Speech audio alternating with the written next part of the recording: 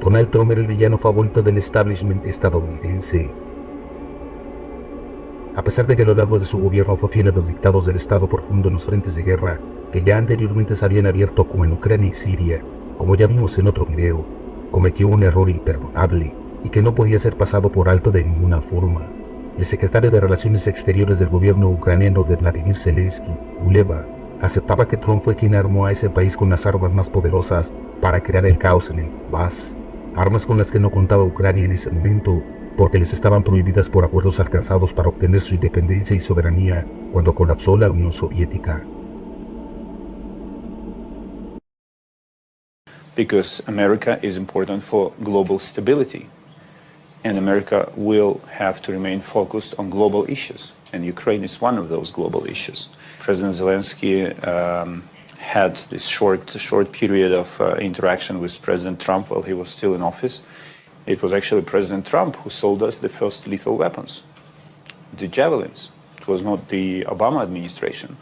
Trump's administration issued the Crimea Declaration, turning policy into irreversible policy, the policy of non-recognition of the illegal annexation. The first patrol boats, Mark 6 and Islanders, this program was cleared by the Trump administration. We started receiving them to reinforce our Navy.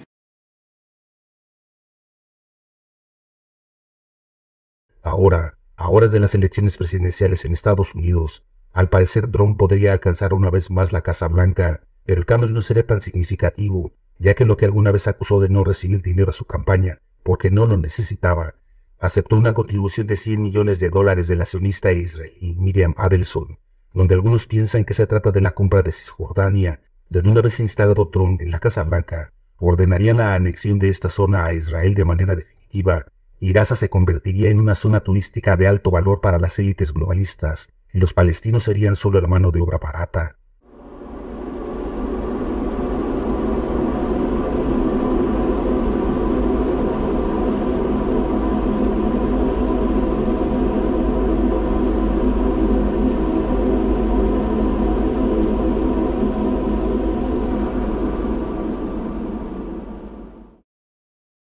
Así que en realidad nada cambiaría con la llegada de Trump, sino que el establishment encontraría una opción más viable para alcanzar sus objetivos. El lobby de Israel cobraría la factura, y el complejo industrial militar no le permitiría terminar la guerra en Ucrania en 24 horas, como alguna vez prometió en campaña. Quizás se trate de un cambio radical de estrategia ante el fracaso de los demócratas al no saber alcanzar los objetivos planteados por la élite globalista. El triunfo de Trump significaría una profundidad en las acciones, y se radicalizarían aún más, y el lobby sionista vería sus metas cumplidas, quizá en la guerra contra Irán, que tanto han añorado. Si Trump perdiera, sería que no se llegó a un acuerdo con dichas élites, y le cerrarían el camino al poder a cualquier costo, y la maquinaria mediática trabajaría horas extras para alabar una elección de antemano manipulada, con una candidata que fue cómplice de genocidio e incapaz de mostrar coherencia y aplomo ante cualquier situación.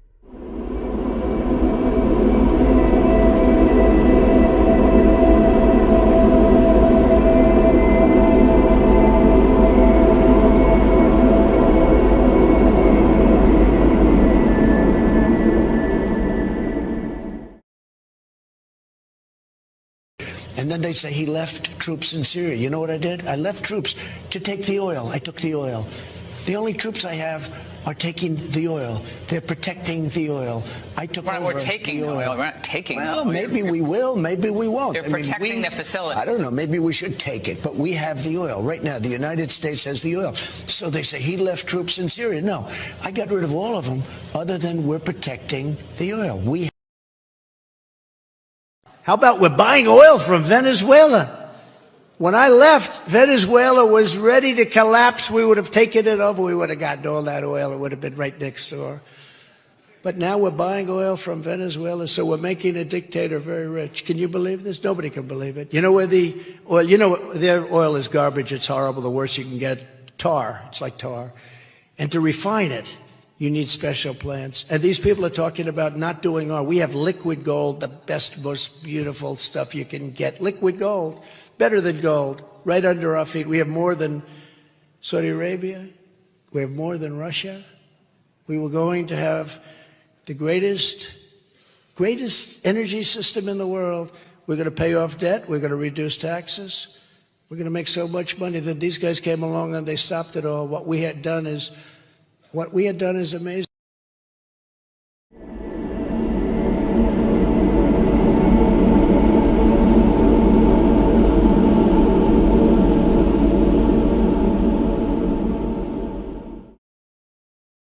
So again, you're not going to support me, even though you know I'm the best thing that could ever happen to Israel, and I'll be that. And I know why you're not going to support me, and you're not going to support me because I don't want your money. He raised $125 million, which means he's controlled totally controlled by the people that gave him the money. That's why you don't want to give me money, okay? But that's okay. You want to control your own politician. That's fine. Good. But I will think about that, folks. Don't worry about it. What's really important to me is the United States and making it great again. My theme is Make America Great Again.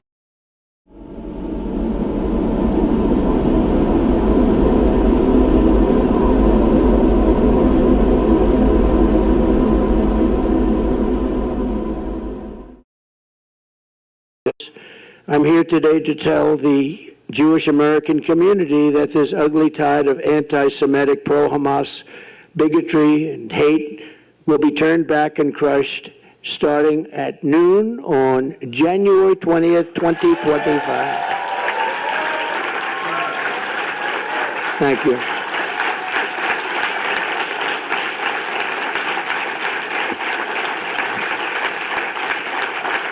Thank you.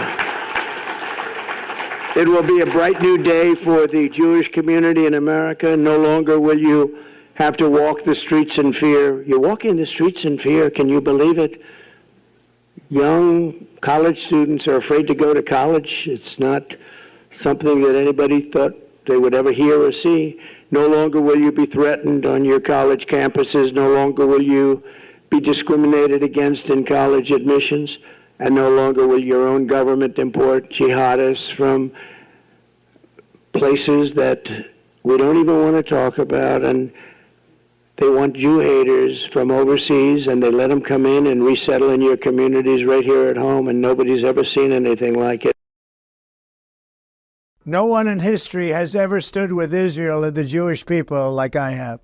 No one knows this better than the tens of thousands of my fellow citizens in Israel, where I happen to be very popular. Your fate is in your hands, and the fate of the USA and Israel is also in your hands. I won't let you down. Vote for me. There's no president that's done anywhere near what I've done for Israel.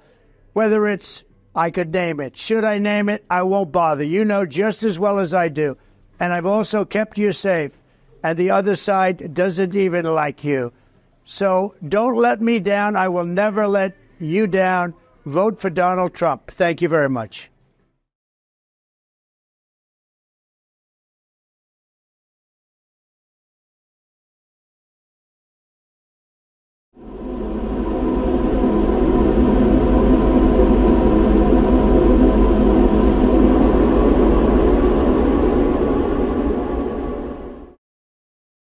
In 2016, all of the aforementioned were against Trump.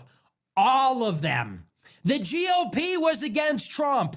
The Republican Party was against Trump. All of the media was against Trump. They said he was a Hitler fascist dictator. All of Silicon Valley was against Trump, with one notable exception, Peter Thiel.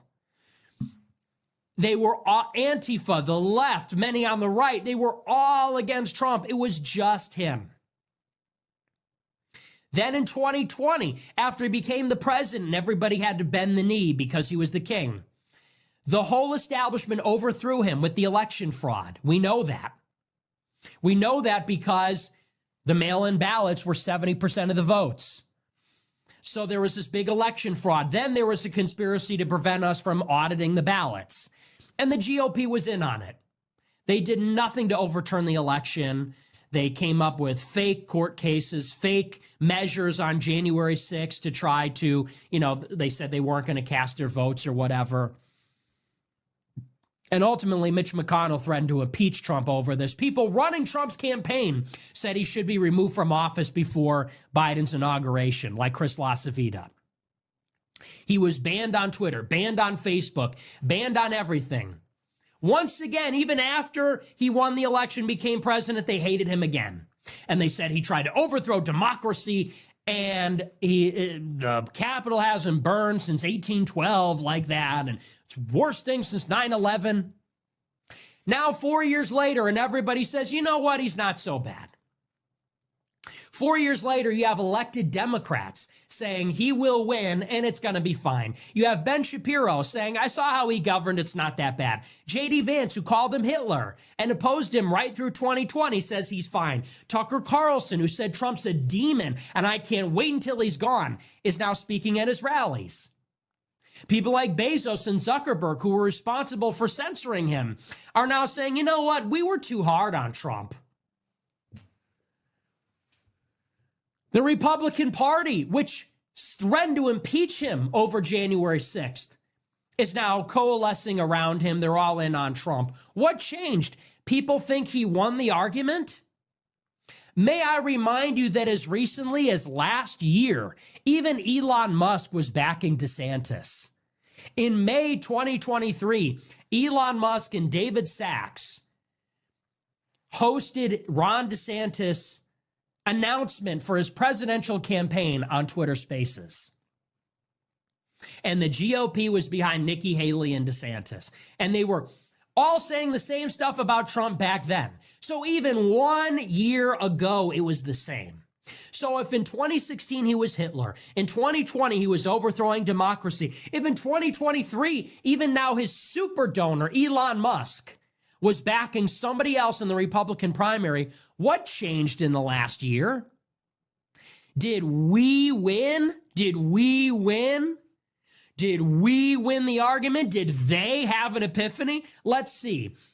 Bill Ackman, Jeff Bezos, Elon Musk, all of the establishment donors that are now rallying behind him as little tech backers, Wall Street backers, GOP backers, they all had an epiphany and they realized he was right. Or it became apparent that Trump would be the nominee, and they realized that only through a Republican administration would big tech get what it wants, would oil and gas get what it wants, would the Israel lobby get what it wants. It's obviously the latter.